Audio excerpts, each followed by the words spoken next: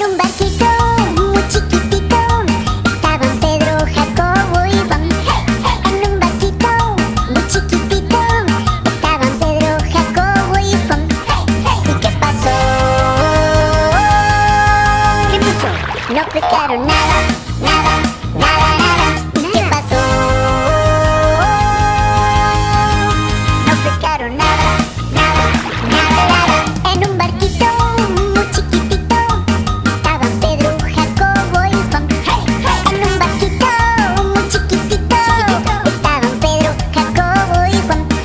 ¿Y qué pasó? No pescaron nada, nada, nada, nada. ¿Y qué pasó? No pescaron nada, nada, nada, nada. Peter, ¿qué es un milagro?